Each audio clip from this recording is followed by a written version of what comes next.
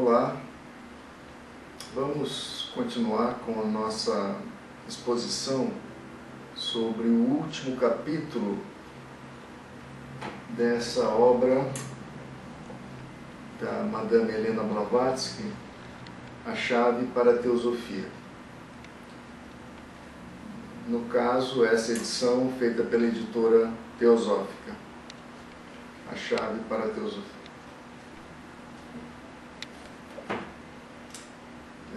Na nossa primeira parte da nossa exposição, nós comentamos um pouco sobre a Madame Blavatsky, comentamos sobre o conceito, o significado da palavra teosofia e começamos a comentar o texto, os primeiros parágrafos desse texto, desse último capítulo do texto chamado O Futuro da Sociedade Teosófica. Nesse início do texto já há uma explicação muito interessante sobre a palavra teosofia e um início de resposta, a parte que eu considero mais importante da resposta à pergunta sobre o futuro da sociedade teosófica, em que o respondente nos diz que o futuro da sociedade teosófica depende, sobretudo, da qualidade dos membros, daquelas poucas pessoas que sucederem na direção da Sociedade Teosófica os fundadores da Sociedade Teosófica. Já fiz alguns comentários sobre isso e expliquei que é uma visão muito pouco óbvia nos nossos dias, dias que são marcados pelo igualitarismo, que é uma das ideias dominantes na nossa época. Essa do igualitarismo, ou seja, de que todos os seres humanos têm capacidades muito parecidas. Hoje, na nossa época, existem determinadas teorias que procuram, por exemplo, dizer que as pessoas são diferentes, mas que todas elas são inteligentes. Então nós temos a teoria muito em voga, talvez a principal teoria no mundo educacional hoje em dia, que nos fala das múltiplas inteligências. É uma forma de aplicar algo das diferenças que são patentes no campo da humanidade, sem ferir com o dogma principal da nossa época, que é o igualitarismo.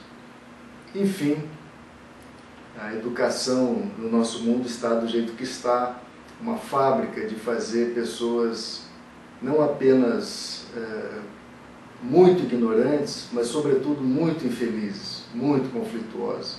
E uma das partes principais disso é justamente essa ideia de que as pessoas têm capacidades muito parecidas, muito semelhantes, que, como nós vimos na breve explicação que dei na primeira parte, são conceitos dominantes por caminhos diferentes, tanto no campo do liberalismo quanto no campo do marxismo, que são as duas constelações de ideias principais que dominam no campo social, político, enfim, filosófico, educacional, epistemológico, etc., na nossa época.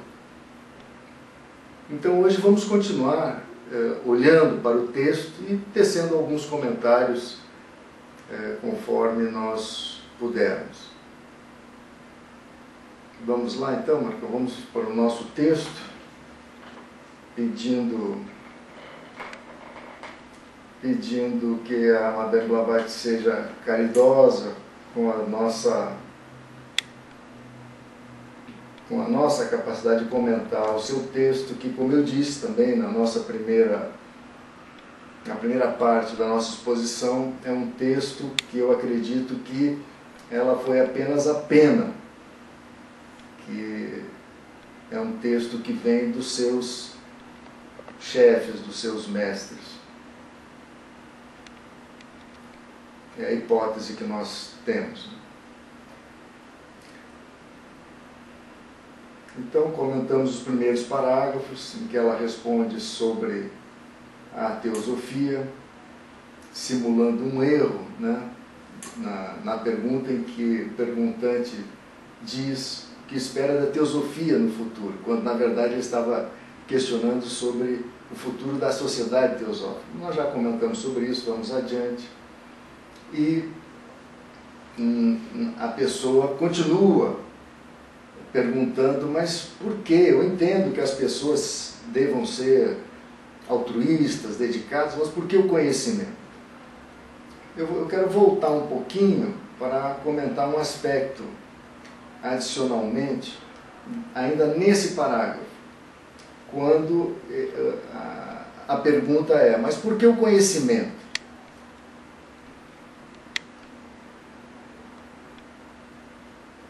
Antes da resposta explicar por que o conhecimento é tão importante e o que ele se referia por conhecimento, vejam as qualidades que são explicitadas como as mais importantes. Então ele diz, o futuro da sociedade teosófica dependerá quase inteiramente do grau de inegoísmo. Primeiro lugar, primeira qualidade, inegoísmo, altruísmo, amor pelos nossos semelhantes, seriedade, dedicação, devoção e por último, mas não menos importante, mas veja, por último, mas não menos importante, o tanto de conhecimento e sabedoria.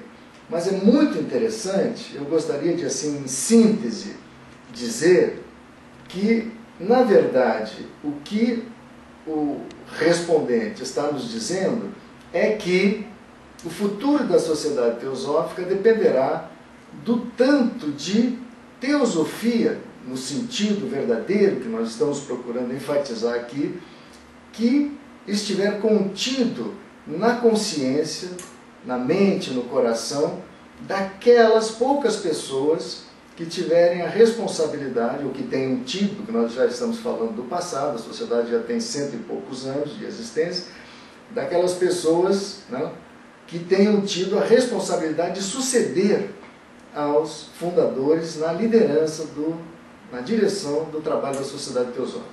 Então as qualidades primeiras são inegoísmo, seriedade e devoção. E depois, por último, mas não menos importante, o tanto de conhecimento e sabedoria. Então, faço esse registro, faço essa ênfase de que a verdade viva, que logo no parágrafo seguinte, que nós já comentamos, é mencionada, essa verdade viva implica essas qualidades. Requer, para que ela exista no coração e na mente de um ser humano, requer inegoísmo, requer seriedade, requer devoção e requer conhecimento e sabedoria. Então, com isso, e isso, pelo que nós tentamos explicar aqui sinteticamente, é algo que é como uma miniatura da verdade eterna, ou da sabedoria dos seres divinos, ou da teosofia, que é muito mais do que uma simples coleção de conceitos, um mapa intelectual, conceitual da realidade. Então vamos adiante. Então, no parágrafo que já foi comentado, no parágrafo seguinte, na resposta seguinte, ele diz: eu não me referia ao conhecimento técnico da doutrina esotérica, embora isso seja muito importante, mas eu me referia à necessidade de julgamento claro. E já comentei sobre isso, não vou repetir aqui, apenas vou enfatizar que todos os intentos semelhantes à sociedade teosófica até hoje, até a nossa época, fracassaram. Por quê? Porque cedo ou tarde degeneraram em seitas. Formularam dogmas, como ele diz, dogmas próprios, rígidos e fechados, e logo foram perdendo, pouco a pouco, por graus imperceptíveis, isso é muito interessante, aquela vitalidade que apenas a verdade viva pode dar. Ou seja, aquela verdade que nós estamos aqui colocando como um sinônimo de teosofia. Então vamos adiante. Já comentei esse parágrafo seguinte, e que há uma análise brilhante a respeito das influências que todos nós estamos submetidos, já comentamos sobre isso também, que todos nós somos passíveis, com certeza somos influenciados pelas ideias dominantes na nossa época, e como essas ideias, em muitos casos, são ideias falhas, são ideias equivocadas, se nós não nos dermos conta dessas ideias dentro de nós, ou pelo menos não formos ensinados a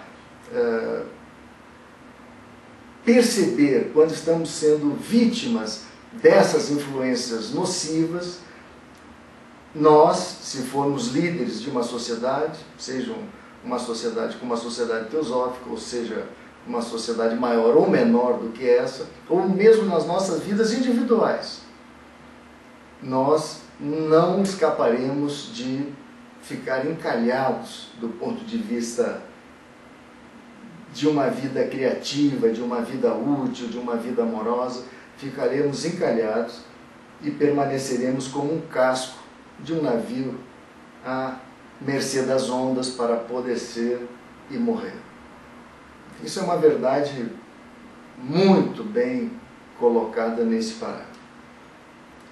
Infelizmente, ela é muito pouco percebida. Nós demos o exemplo aqui dessa questão do igualitarismo, né, que é uma influência terrível que todos nós estamos, a qual todos nós estamos submetidos, e na grande maioria dos casos não nos apercebemos disso.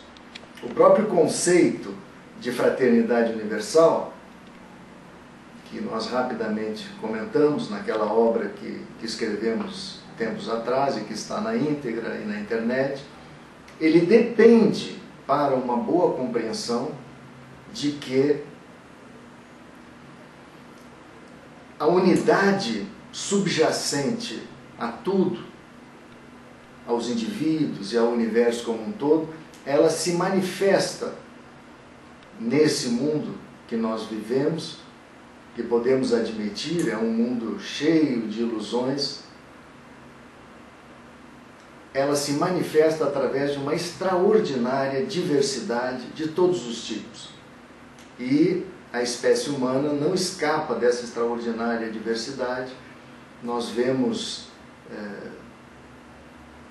como uma característica marcante da irmandade dos seres humanos, da fraternidade humana, uma enorme diversidade. Não apenas uma diversidade horizontal de temperamentos, né, de multiplicidade, de inteligências, como diz a nossa teoria moderna, mas também uma diversidade vertical. Em cada um desses temperamentos nós temos capacidades extraordinariamente maiores ou menores.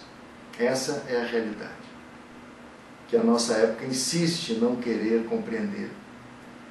Então, vamos adiante. Aí a pergunta seguinte é: e se esse perigo puder ser evitado? Então o respondente nos dá um mapa do que aconteceria no devir da sociedade teosófica se aqueles que tiverem liderado a sociedade teosófica no último século, se eles tivessem evitado esse perigo de serem desencaminhados pelas influências da sua época, o que aconteceria com a sociedade teosófica? Vamos ler. então a sociedade chegará e viverá ao longo de todo o século XX. Ou seja, viverá durante todo o século XX. Gradualmente, ela agirá como um fermento e penetrará a grande massa de pessoas pensantes e inteligentes, com suas ideias amplas e nobres acerca de religião, dever e filantropia. Aqui um pequeno comentário, nós temos que ter cuidado, né? Ela penetrará a grande massa de pessoas pensantes e inteligentes. A gente, ao ler essa palavra grande massa, pode ter a impressão que seja uma grande parte da população humana. Não. Essa grande massa são um grande número de pessoas, mas na verdade é uma pequena minoria da população humana. Uma pequena minoria, com absoluta certeza. Então, essas pessoas pensantes e inteligentes que a sociedade teria influenciado, né, com o seu trabalho, não são uma grande maioria da humanidade. Nem a maioria, nem um percentual muito grande. É um pequeno percentual. Mas um pequeno percentual de bilhões de pessoas são milhões de pessoas, que já é uma grande massa, um grande número. Enfim, continuando. De forma lenta, mas firme e segura, despedaçará as cadeias de ferro dos credos e dos dogmas. Despedaçará as cadeias de ferro dos credos e dos dogmas, dos preconceitos sociais e de castas. Demolirá as antipatias e barreiras raciais e nacionais. E abrirá o caminho para a realização prática da fraternidade de todos os homens. Por meio de seus ensinamentos, continuando, por meio da filosofia que tornou acessível e compreensível a mente moderna, o Ocidente aprenderá a compreender e apreciar o Oriente em seu verdadeiro valor.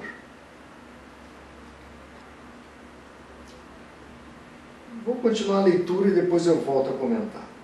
Mais ainda, o desenvolvimento dos poderes e faculdades psíquicos, cujos sintomas iniciais já estão visíveis na América, prosseguirá saudável e normalmente. A humanidade será salva dos terríveis perigos, tanto mentais quanto físicos, que são inevitáveis quando aquele desenvolvimento ocorre, como ameaça fazer, em um ambiente de egoísmo e de todas as paixões maléficas. O crescimento mental e psíquico do ser humano, do homem, prosseguirá em harmonia com o seu aperfeiçoamento moral, enquanto o seu meio ambiente material refletirá a paz e a benevolência fraternal que reinará em sua mente, em vez da discórdia e das disputas que estão em todos os lugares nos dias de hoje. Os dias de hoje, na época desse texto, é o final do século XIX, há 100 e poucos anos atrás. Ora, se nós olharmos para esse mapa,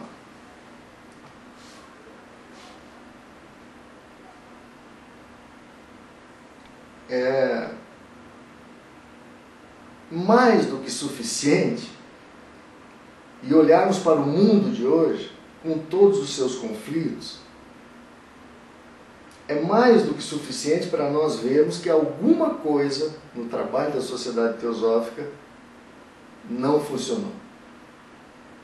Então vamos voltar com um pouco devagar. Então, em primeiro lugar, a massa de pessoas inteligentes, pensantes hoje, está tremendamente influenciada, continua sendo tremendamente influenciada pelas ideias dominantes, sobretudo no campo da ciência. Eu tive ao meu dispor dados que cruzavam, não apenas do Brasil, mas também da Europa, de vários países da Europa e dos Estados Unidos, da América do Norte, que cruzavam duas variáveis: a quantidade de anos que as pessoas tinham, anos de escolaridade, e a importância, a primeira variável é essa, quantidade de anos de escolaridade de uma pessoa. E a segunda variável era a pergunta: qual a importância de 1 a 10 que o senhor ou a senhora atribui à religião na sua vida? Isso, pesquisas recentes, agora dos últimos anos.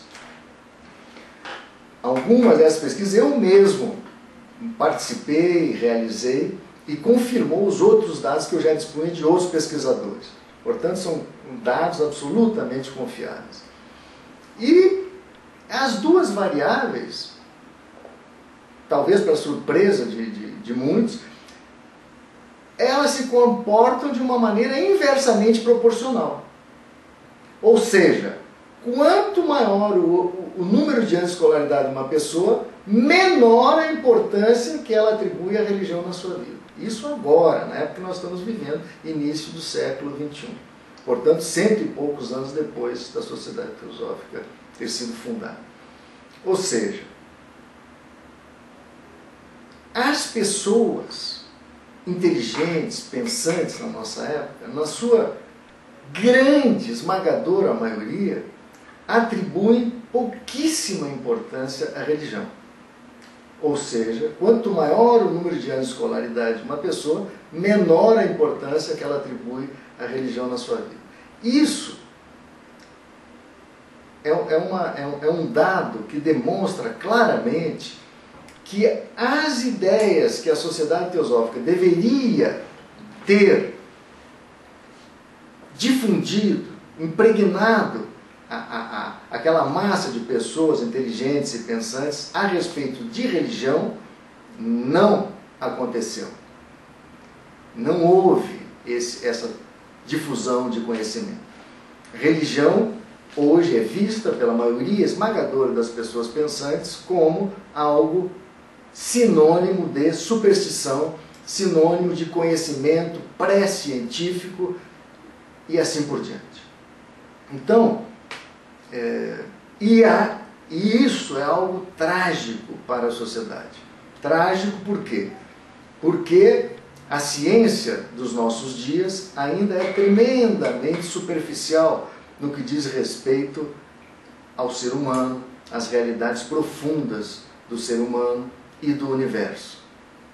Ela está muito, muito presa à camisa de força da sua metodologia e da sua filosofia, hoje chamada de epistemologia, ou seja, a filosofia da ciência, a filosofia daquele conhecimento que pode ser escrito, episteme, e que pode ser transmitido intersubjetivamente entre as pessoas, entre os pesquisadores, etc. E com uma série de outras características do método científico. Essa camisa de força impede a ciência dos nossos dias de ter liberdade para aprofundar as suas pesquisas. Não vamos comentar muito isso, para mim é um fato notório, mas o fato de que a grande maioria das pessoas pensantes e inteligentes, das mentes mais elevadas, estejam submetidas a essas influências dominantes, amplamente dominantes na nossa época, é algo trágico. Trágico por quê? Porque as grandes verdades que as religiões e as filosofias do passado e as grandes filosofias que o passado nos legou até os nossos dias, grandes correntes religiosas e filosóficas, elas ainda são as únicas a tocar, a elevar a mente humana a níveis de profundidade capazes de contemplar soluções consistentes, reais para os grandes problemas que a humanidade enfrenta, problemas cada vez mais graves. Característica marcante da nossa época, nós vivemos grandes problemas de natureza social, ambiental, econômica, etc. Estamos corroendo a saúde do meio ambiente, não temos a capacidade de solucionar o grande desnível de desenvolvimento de riqueza entre as nações, não temos a capacidade de criar harmonia dentro das sociedades, tanto nacionais quanto internacionais.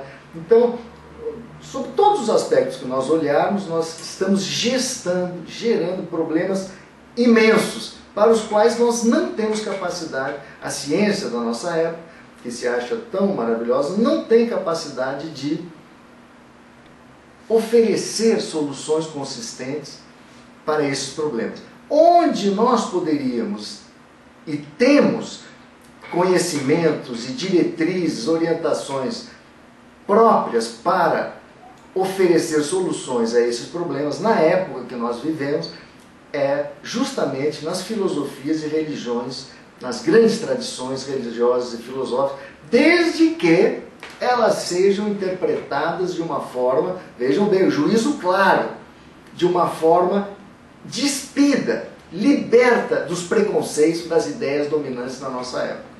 E preconceitos também existentes nessas tradições carcomidas do passado. Então, os símbolos que nós encontramos precisam ser interpretados nessas grandes tradições de uma forma lúcida. Como diz São Paulo, por exemplo, numa das suas cartas, se eu fizer uma leitura superficial, tola, que ele chama a letra mata, eu não vou conseguir destilar o néctar precioso dessas grandes filosofias e religiões. A letra mata, ou seja, a leitura superficial, literal, etc., mata. É o espírito, a lúcida interpretação que dá a vida, que vivifica.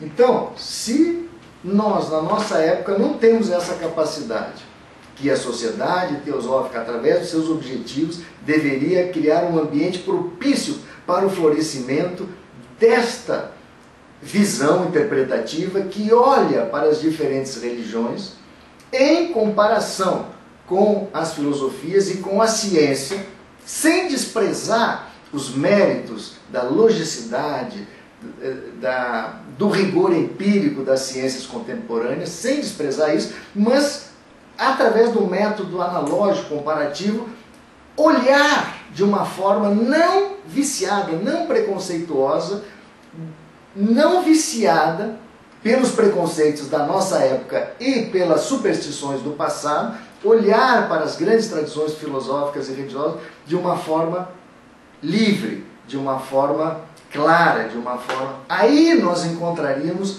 as diretrizes para as soluções dos nossos grandes problemas. Então é trágico esse fato de que a ciência dos nossos dias tenha sido tremendamente vitoriosa e o trabalho da sociedade teosófica tenha sido tremendamente fracassado.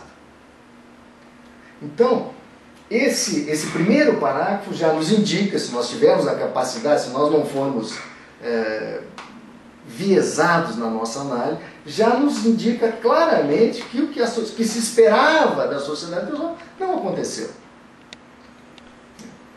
Por que isso não aconteceu? Não é tão fácil de entender. Dois fatores fundamentais eu tenho comentado aqui. Primeiro, uma má compreensão da teosofia, do conceito de teosofia, e segundo, uma má compreensão do conceito de fraternidade universal.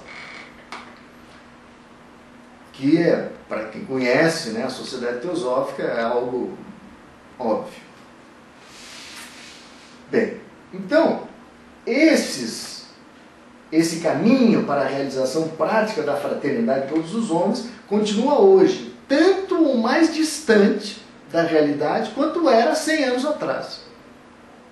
É só nós olharmos os conflitos, o neocolonialismo que continua existindo no mundo, mesmo com a derrocada da bipolaridade que existia no mundo até recentemente, entre as nações liberais e as nações marxistas, né, com o amplo domínio do liberalismo nos nossos dias, né, a globalização que se deu sob a hegemonia das economias e das nações ocidentais, liberais, capitalistas, etc., e que hoje se impõe amplamente no mundo, esse domínio não foi capaz de gerar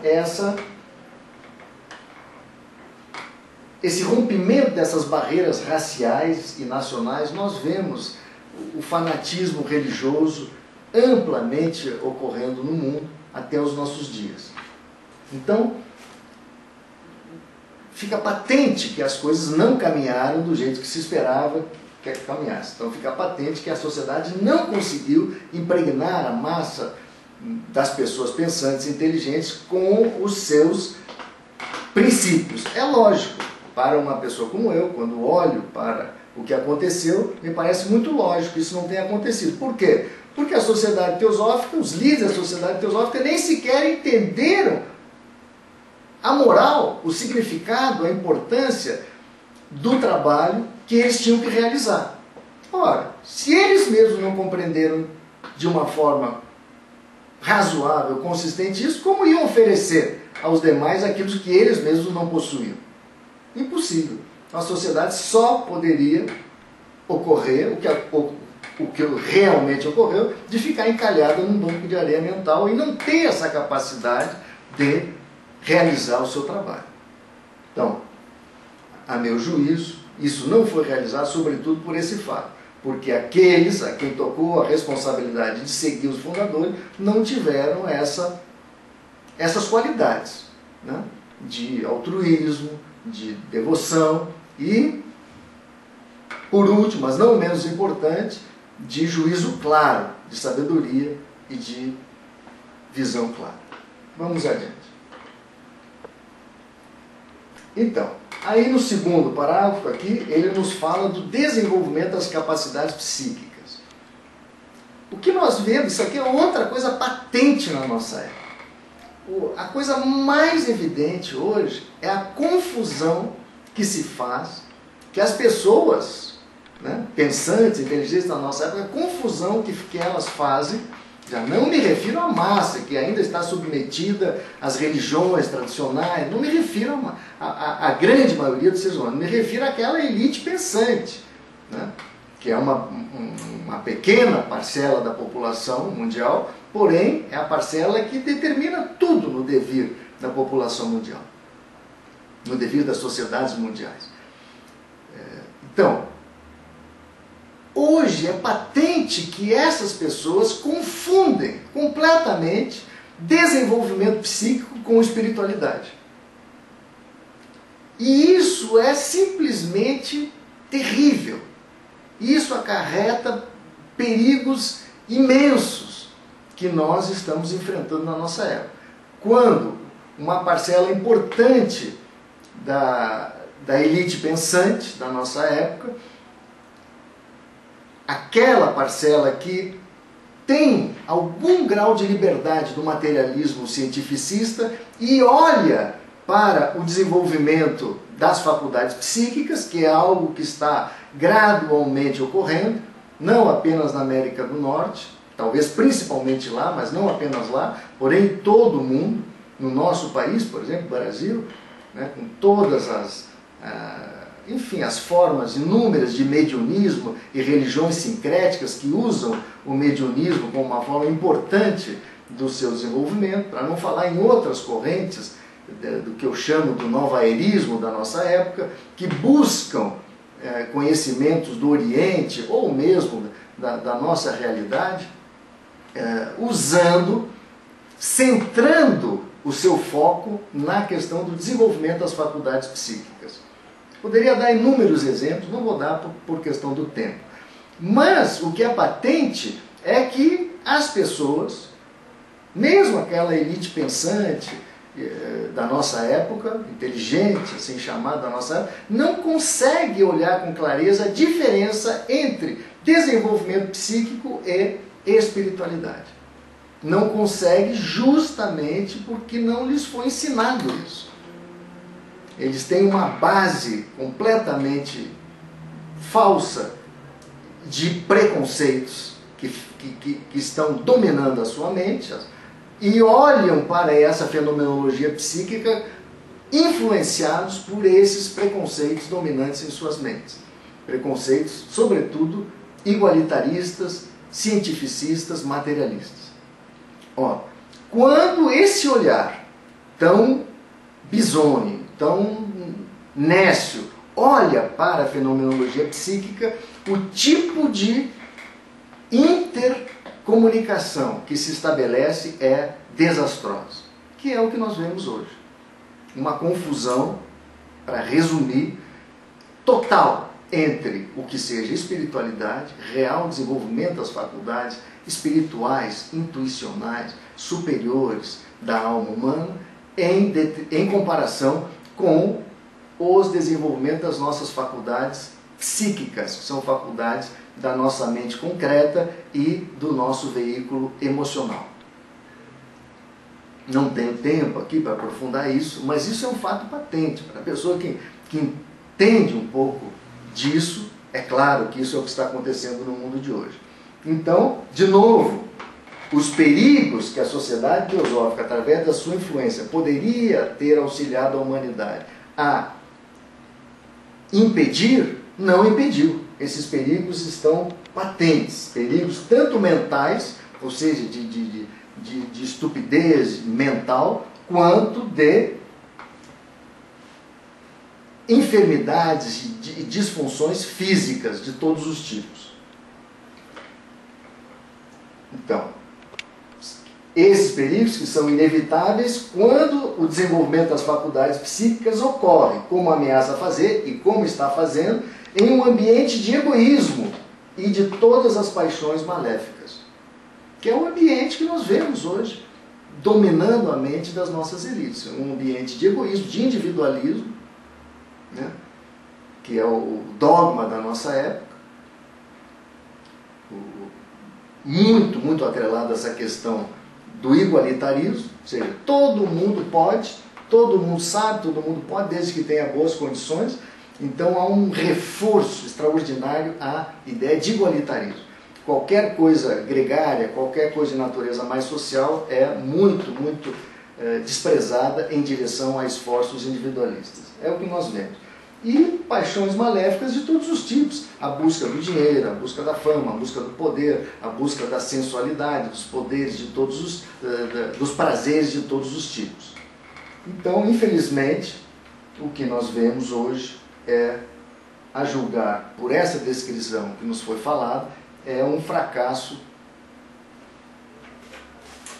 claríssimo daquilo que se esperava que a humanidade tivesse alcançado.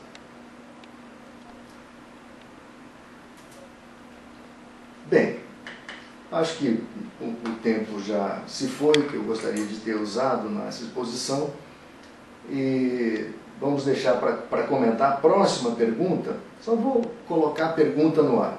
Um quadro verdadeiramente encantador. Mas me diga, realmente espera que tudo isso seja realizado em apenas um século?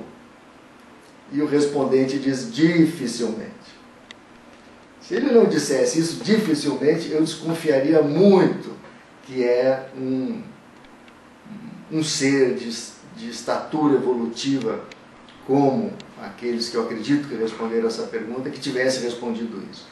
Então, na sua visão, que olha com muita clareza para o futuro, a resposta já foi dificilmente. Como de fato não aconteceu nem uma sombra, nem uma pálida sombra disso que se esperava, caso o trabalho da Sociedade Teosófica tivesse sido bem sucedido. Então, isso na nossa próxima parte, espero que a última, nós iremos comentar como realmente, dificilmente isso teria acontecido, por quê e o que deixou de acontecer. Obrigado.